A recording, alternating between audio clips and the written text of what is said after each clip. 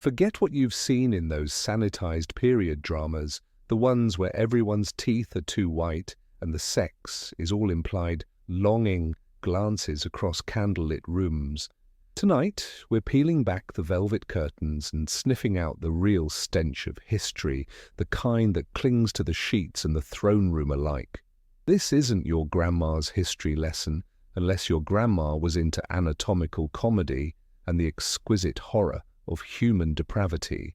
We're going to explore how power has always mingled with the primal throb, how lust became a weapon, and how shame was a currency more valuable than gold. If you're squeamish about the messy realities of the past, about bodies, fluids, and the raw, desperate scramble for dominance, then maybe stick to the fairy tales. But if you're like us, curious about the truly wretched and the beautifully warped, then lean in. Let me know what shocks you most in this glorious parade of historical filth. We're all perverts here, right?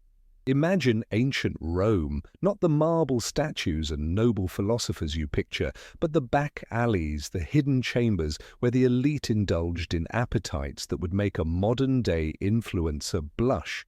They called it hedonism. We might call it a desperate attempt to feel something, anything, beyond the crushing weight of their own self-importance. Forget the toga parties. Think about the meticulous planning of an orgy designed not for pleasure alone, but as a demonstration of power, a public humiliation, or a political tool. The Emperor Caligula, for instance, didn't just sleep around. He turned his palace into a brothel, forcing noblewomen into prostitution, not for money, but to degrade their husbands and fathers, to show them who truly owned their bodies and their lineage. Sound romantic? It wasn't. It was a suffocating display of control, a perverse theatre where consent was a forgotten word, and every moan was a testament to his absolute authority. We're talking about forced intimacy, about the stripping away of dignity in a public, grotesque spectacle. A virgin daughter's defilement wasn't a crime to be punished by the emperor. It was a punishment inflicted by him, a public shaming that reverberated through the family line, tainting their name, making them crawl. The power dynamics were brutal. If you were a Roman noble, your wife, your daughters, even your sons were just pawns on a chessboard, and their bodies were the pieces to be sacrificed. The idea of personal autonomy, of one's own bodily integrity, was a joke, a naive dream in a world where the powerful could claim any flesh they desired. This was the era of the human centipede, not literally, but certainly in spirit, where one person's pleasure was explicitly derived from another's abject misery and forced compliance. Consider the banquets notorious for their excesses. It wasn't just about gorging on peacock tongues and spiced wine, it was about the entertainment, which often included spectacles designed to titillate, shock, and ultimately subjugate. Performers, often slaves or war captives, were forced into degrading acts, their bodies becoming mere objects, twisted and contorted for the amusement of the elite. The line between performance and sexual assault was not merely blurred, it was erased entirely. They'd watch, sated with rich food and cheap wine, as human beings were reduced to grunting animals, their cries of distress masked by drunken laughter. The air thick with the smell of sweat, perfume and vomit, they'd sprawl on their couches, indifferent to the suffering unfolding before them. This wasn't about pleasure, it was about dominion, about reinforcing their own elevated status by grinding others into the dirt. And if a particular slave caught the eye of a powerful guest, their fate was sealed, their future reduced to whatever whim might strike their new owner. Bleak, isn't it? Just another Tuesday in the eternal city. Now let's crawl from the orgiastic stench of Rome into the shadowed, pious halls of medieval Europe, where God was everywhere and sex was the devil's playground. Or so they said, but don't let the pious pronouncements fool you. Beneath the layers of scratchy wool and fervent prayer, a different kind of sexual obsession festered, one driven by fear, control, and a pervasive pathological terror of female bodies. Forget the knights in shining armor rescuing damsels. Think about the witch trials, the accusations of carnal congress with demons, the forced inspections of women's bodies for marks of the devil. The hymenal inspection wasn't just a concern for marital purity. It was a tool of public shaming, a way to control lineage and ensure property stayed within acceptable hands. A woman's entire worth, her very soul, could be damned by a rumor, a perceived imperfection, or the simple misfortune of being beautiful enough to tempt a powerful man. Imagine being a woman accused of witchcraft, dragged before a tribunal of self-righteous men, stripped bare, your intimate parts probed and prodded by a leeching priest looking for a witch's mark. Every mole, every birthmark, every natural fold of flesh could be interpreted as a sign of your demonic dalliance. The fear was palpable, a cold dread that seeped into your bones as their greasy fingers explored your private regions, their eyes burning with a mix of puritanical disgust and perverse fascination. It was a horrifying public spectacle designed to break your spirit and extract a confession, even if the confession was entirely fabricated under duress. The very act of accusation was a kind of sexual assault, a public violation that left you exposed and vulnerable, your reputation utterly annihilated regardless of the verdict. The church, supposedly the bastion of purity, often became an incubator for its own grotesque forms of control. Celibacy, for all its sanctified veneer, often led to perversions behind closed doors, to a sublimation of desires that manifested in tyrannical control over the laity, particularly women. Confessionals, meant for spiritual guidance, could easily become sites of psychological manipulation, where priests wielded immense power over the minds and bodies of their parishioners. Imagine whispering your deepest, most shameful desires to a man cloaked in the authority of God, knowing he held the key to your salvation or your eternal damnation. The confessional could become a dark, intimate chamber where power games were played, where fears were exploited, and where moral pronouncements masked a deeper, more insidious hunger for control. And what about the medieval notion of courtly love? Sounds romantic, doesn't it? Knights pining for their unattainable ladies, writing sonnets, performing chivalrous deeds. In reality, it was often a thinly veiled system of adultery, a game played by the elite to solidify alliances and exert influence. The love was rarely consummated in any sanctioned way, but the flirtation, the intense emotional bond, the subtle power plays were all part of a larger political dance. A lady's reputation, her honor, was a fragile thing, easily shattered by a whisper, a false accusation, or a misstep in this intricate game. If her courtly lover decided to betray her, to publicly expose her affections, her life could be ruined, her marriage annulled, her very existence shamed. It was a brutal system of emotional manipulation, a gilded cage where the heart was merely another pawn in the relentless pursuit of status and power. The stench of hypocrisy clung to the very air. Transitioning from the hallowed and often horrifying halls of medieval piety, we slither into the opulent, venomous courts of Renaissance Italy. This was a time of breathtaking art, groundbreaking science, and a degree of moral depravity that would make even the Romans blush. Here, power wasn't just seized through battle, it was brewed in the private chambers, mixed with poisons and spiced with forbidden lust. Think the Borgias, not as a historical footnote, but as a living, breathing testament to how sex, ambition, and murder formed a gruesome trinity. Cesare Borgia and his sister Lucrezia, their names practically synonymous with incestuous rumors and ruthless ambition, were a product of their time. The whispers of their unspeakable acts weren't just gossip. They were a calculated part of their family's reputation, designed to instill both fear and a perverse fascination. Their father, Pope Alexander VI, famously had multiple mistresses and children, flaunting the Church's own rules with an almost admirable audacity. But his personal appetites were inextricably linked to his political machinations. His illegitimate children, like Cesare and Lucrezia, weren't just offspring, they were strategic assets to be married off, promoted, or even sacrificed for the family's ascendancy. Marriages were purely transactional, often forced and frequently annulled on the flimsiest of pretenses if a better match arose. Imagine being a woman in this era, your body a commodity, your womb a political vault. Your virginity was a fragile, valuable asset before marriage, and your fertility a political necessity after.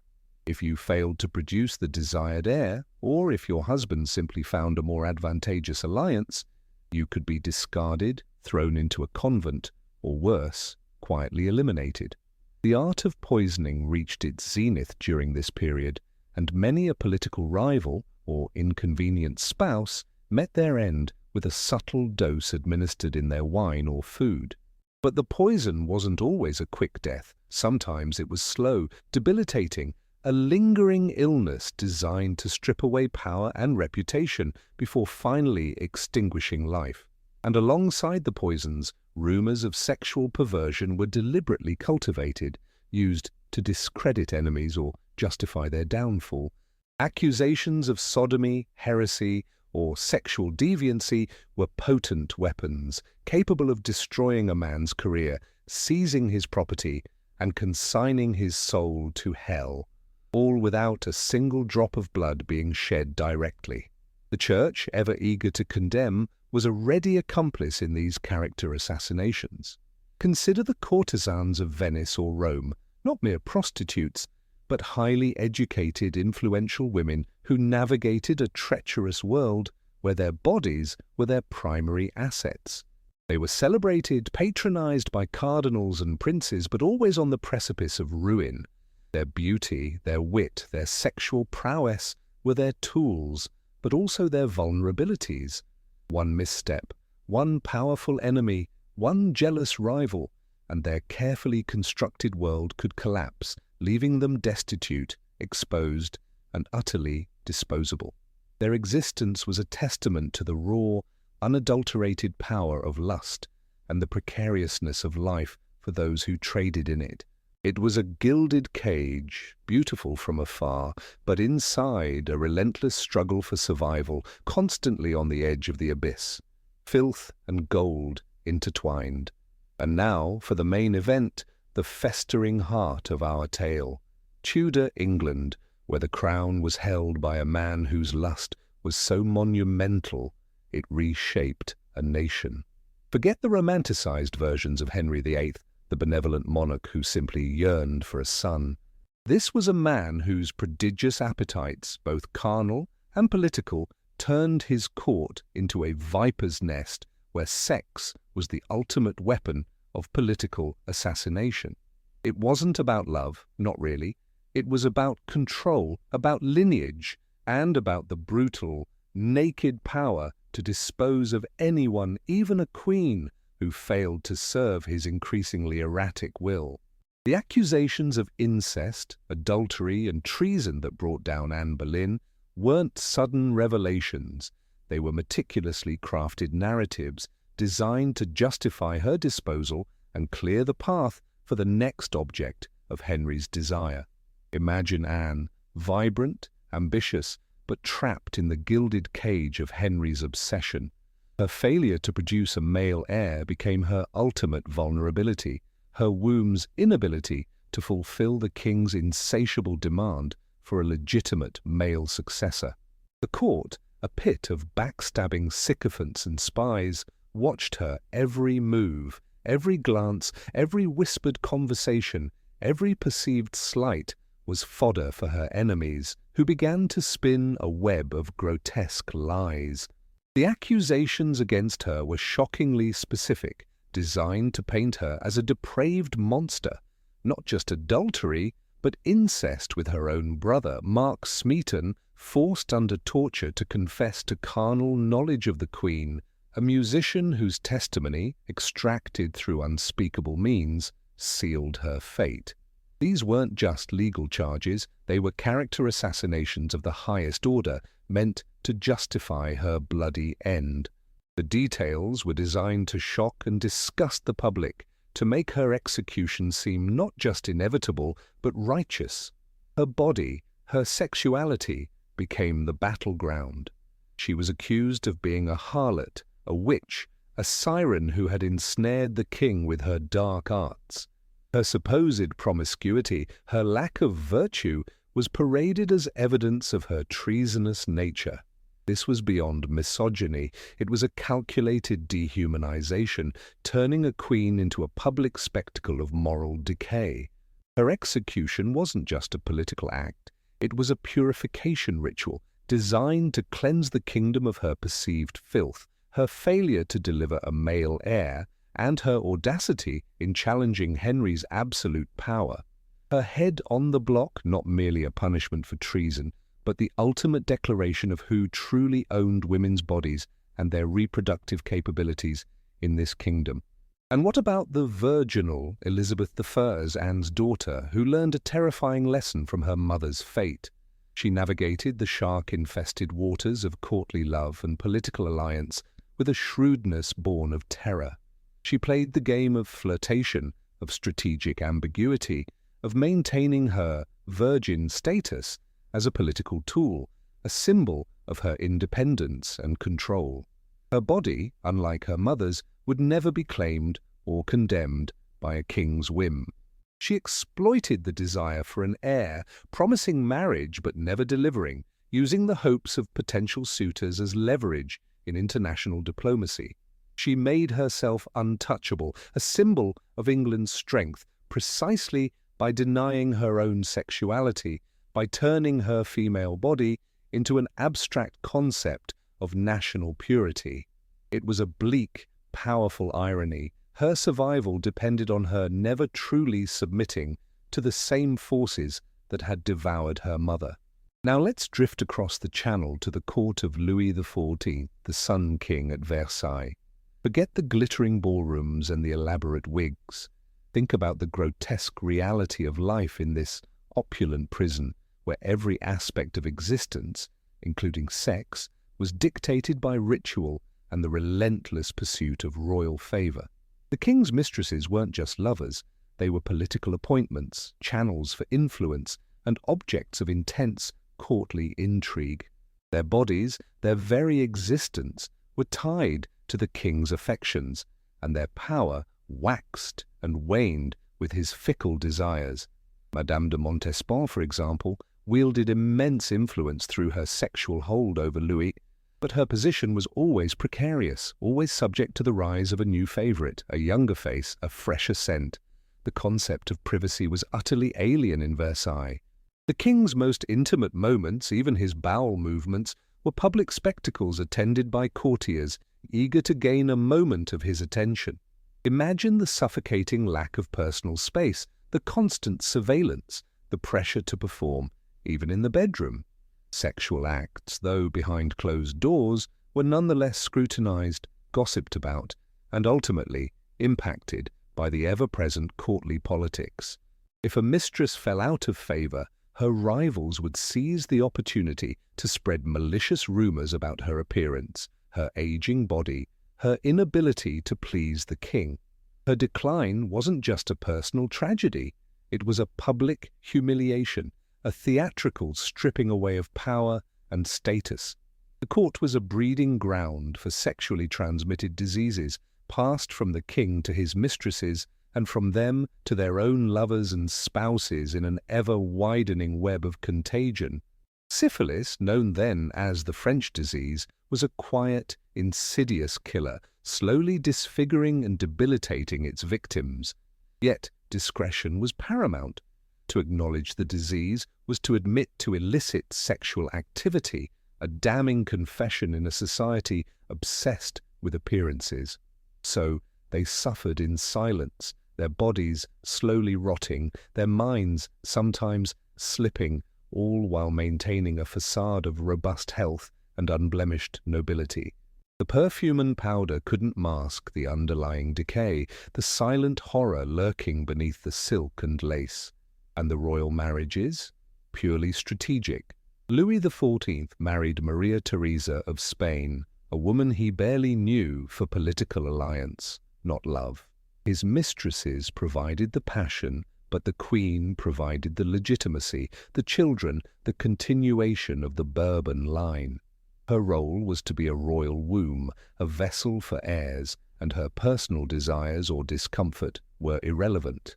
Her life was a gilded cage, surrounded by opulence, yet utterly devoid of personal freedom. Her body, her fertility, was a state asset to be managed and exploited for the perpetuation of dynastic power.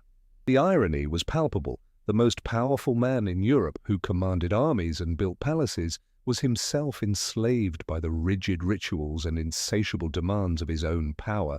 Moving into the 19th century, we find ourselves in Victorian England, a place renowned for its rigid moral codes and pervasive sexual repression.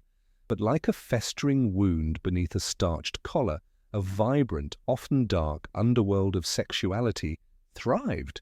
Forget the prudish women in corsets. Think about the rampant prostitution, the illicit affairs, and the bizarre medical theories that attempted to control and categorize human desire. They called it nervous debility or female hysteria, but it was often just the crushing weight of societal expectation, the suffocating repression of natural urges, leading to a host of physical and psychological ailments. And the cures? Often as horrifying as the conditions themselves.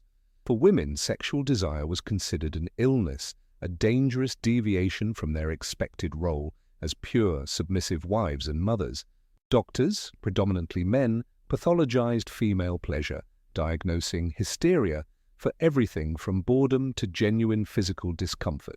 The cure often involved strange, invasive procedures, including clitorectomies or pelvic massage, performed by the doctor himself, ostensibly to relieve congestion.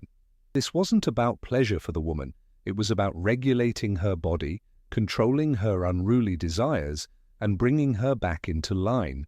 The violation was clinical, performed under the guise of medical science, making it even more insidious. Imagine the profound shame, the deep-seated humiliation of having your body medically categorized as defective for simply possessing a natural capacity for pleasure. Meanwhile, the streets teemed with prostitutes, their existence a stark contradiction to the era's proclaimed morality.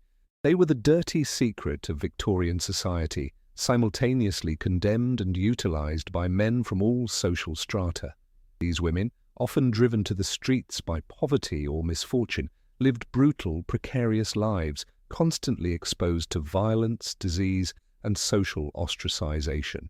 Their bodies were their only currency, traded for meager sums in back alleys and discreet brothels.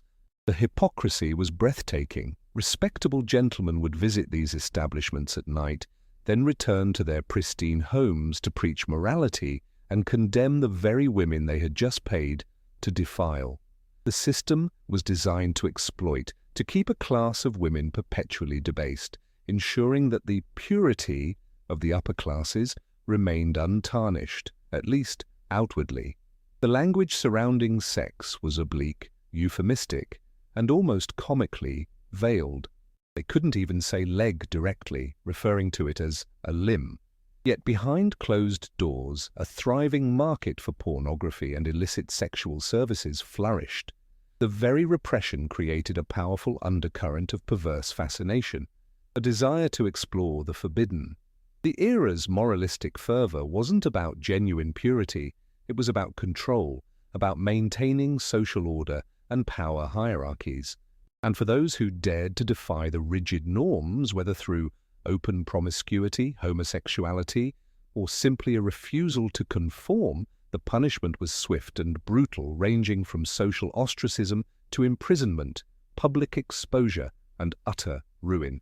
The Victorian age was a masterclass in how shame could be weaponized. Let's journey back further, to the dawn of civilization, to ancient Egypt and Mesopotamia, where fertility was paramount and sex was intertwined with the very fabric of cosmology and political power. Forget the sanitized hieroglyphs, think about the pervasive presence of temple prostitution, not as a moral failing, but as a sacred duty, a ritualistic act designed to ensure the prosperity of the land and the favor of the gods. These weren't mere transactions, they were acts imbued with spiritual significance, where the human body became a conduit for divine energy, a way to connect the earthly realm with the celestial. The lines between sacred and profane were blurred beyond recognition, creating a different kind of moral landscape, one where the sacred act of procreation could involve ritualistic copulation with strangers. In Mesopotamia, the Code of Hammurabi, one of the earliest legal codes, detailed elaborate laws regarding marriage, adultery, and sexual offenses.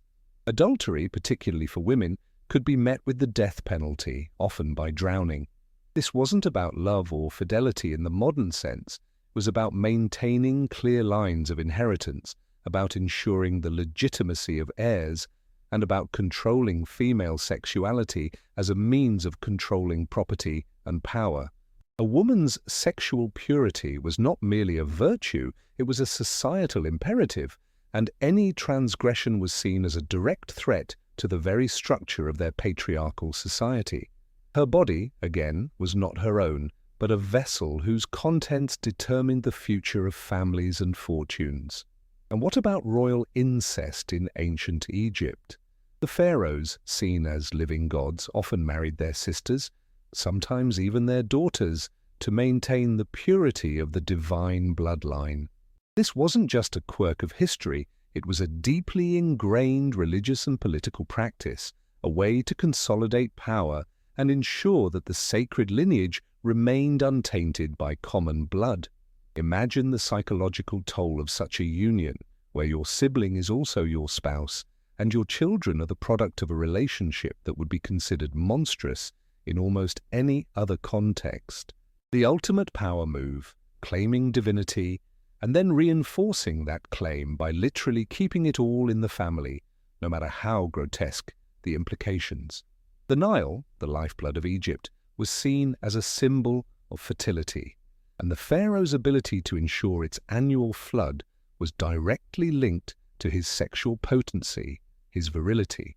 Failure to produce a male heir or a series of natural disasters could be interpreted as a sign of the pharaoh's diminishing power, his waning virility, prompting desperate measures, including the adoption of children or even the staged public displays of royal potency. This wasn't about personal preference, it was about the very survival of the kingdom, all tied to the king's perceived sexual vigor. The burden of fertility, the crushing weight of ensuring national prosperity, rested on the loins of the pharaoh, making his sexual performance a matter of state security.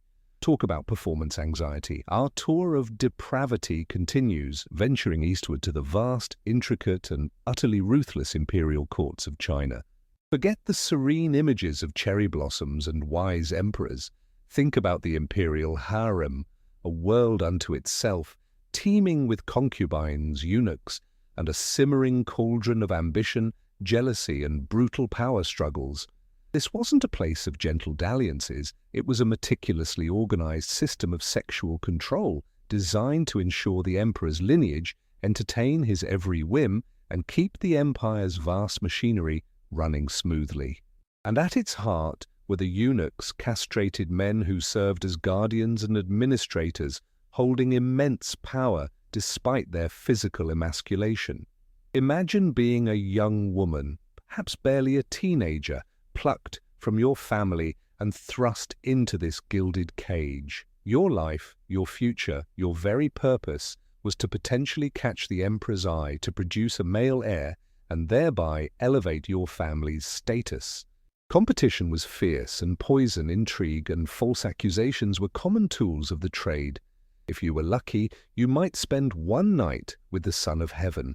If you were unlucky, you might spend your entire life confined, unseen, unused, slowly withering away in a forgotten corner of the palace, your youth and beauty wasted, your potential unfulfilled. This was survival through silence, a desperate, quiet existence in a luxurious prison. The eunuchs, robbed of their own sexuality, often compensated by becoming masters of manipulation and espionage within the harem. They controlled access to the emperor, served as his confidants, and often became incredibly wealthy and powerful figures despite their lack of a traditional family lineage. Their physical emasculation, meant to make them safe guardians of the harem, paradoxically gave them a unique position of influence, often feared more than any general. They were the unseen hands pulling the strings, the silent watchers who knew every secret, every illicit rendezvous, every whispered ambition within the palace walls. Their very existence was a stark reminder of the sacrifices demanded by absolute power. And the emperor's nightly rituals, not spontaneous acts of passion, but carefully orchestrated affairs designed to maximize the chances of conception and maintain political order. The emperor might choose a concubine for the night, but she would be brought to him, her body perhaps even inspected by the eunuchs before her encounter, ensuring she was clean and ready to receive the imperial seed.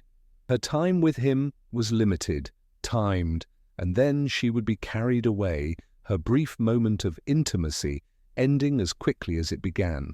This wasn't about connection, it was about procreation, about the mechanical production of heirs. Her role was clear: to receive, to conceive, and then to fade back into the vast anonymity of the harem, her value now measured by the potential life growing within her. It was anatomical comedy at its darkest. Let's circle back to ancient Rome, because frankly, one visit isn't enough to capture its full, glorious depravity. This time let's focus on the emperors themselves, the ones who pushed the boundaries of power, sex, and public spectacle to truly absurd and often terrifying extremes. Forget the Stoic philosophers. Think about the emperors who made their horses consuls, who bathed in perfume, and whose sexual appetites were not just unbounded, but often weaponized as instruments of terror and control. We're talking about the emperors who treated the entire population as their personal playthings, whose whims dictated not just laws, but the very definition of morality.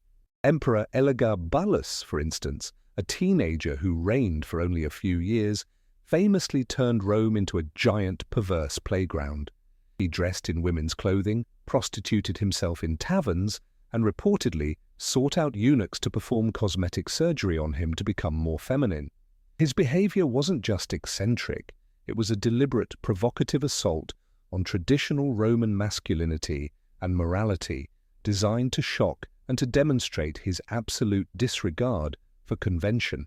His public displays of sexual fluidity and open cross-dressing were seen as an abomination, a direct challenge to the established order, designed to shatter norms and provoke disgust among the conservative elite. He reveled in the shock, using it as a means of exerting his terrifying, unpredictable power.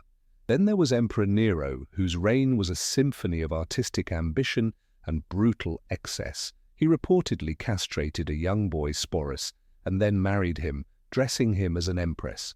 This wasn't just a private eccentricity, it was a public statement, a display of ultimate power over another human being's body and identity. Nero also indulged in elaborate orgies, sometimes reportedly tying himself in animal skins and attacking the genitals of men and women, demonstrating a terrifying blend of theatricality and sexual violence. The lines between entertainment, sexual gratification, and brutal subjugation were erased entirely, making every interaction a potential performance for a depraved audience. The throb of fear was constant in his presence. The Vestal virgins, revered priestesses whose chastity was essential to Rome's well-being, lived under constant threat. If a Vestal was found to have violated her vows of chastity, the punishment was truly horrific. She would be buried alive, starved to death in a dark chamber. This wasn't just a religious penalty. It was a powerful social warning, a public spectacle designed to reinforce the importance of female sexual control and purity within the Roman state. The mere rumor of a Vestal's impurity could send shivers down the spine of the entire city, demonstrating the profound link between a woman's body and the perceived health of the empire. The very air around them crackled with the potential for utter annihilation. Finally, we arrive at a bleak reflection, a stark mirror held up to centuries of human behavior. Forget the notion of progress, of linear improvement in our understanding of lust, power, and human dignity. History, as we've seen tonight, isn't a march towards enlightenment. It's a cyclical descent into the same old appetites, dressed in different clothes but with the same rotten core. The names change, the empires rise and fall, but the game remains consistent. Who gets to claim whose body? Who defines desire? And how is sex, that most intimate of human acts, twisted into a weapon of control, a currency of power, a tool for humiliation? We've witnessed the constant, unrelenting interplay of sexual or status-based oppression. There are no heroes in these stories, no grand arcs of redemption, just cycles of lust, power, and punishment repeating themselves with sickening regularity. The emperor's whim, the priest's pious pronouncement, the socialite's calculated whisper, all equally potent in their ability to exploit, to shame, to expose, and to ultimately control another human being. The emotional journey through history isn't one of discovery leading to enlightenment, but rather curiosity leading to disgust, amusement curdling into horror, and finally, a bleak, quiet reflection on the enduring darkness within us all. The struggle for survival through silence, the intimate as control, the public exposure, these aren't just historical footnotes, they are chilling echoes that resonate even today. The body, whether it's a concubine in a Chinese harem or a noblewoman in a Roman orgy, remains a battlefield.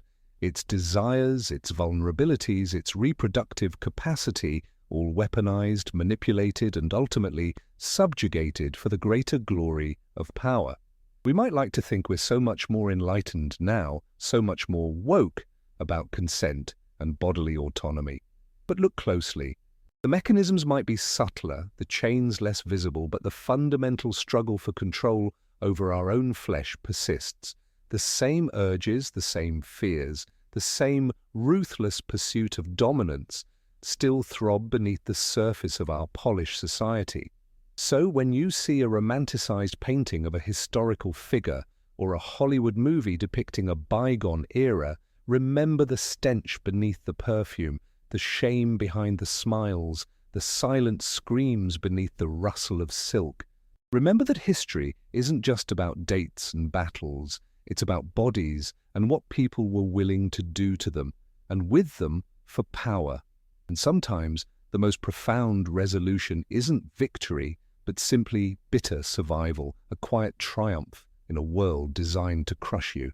The silence of those who endured speaks volumes, doesn't it? Perhaps we're not so far removed from the filth after all.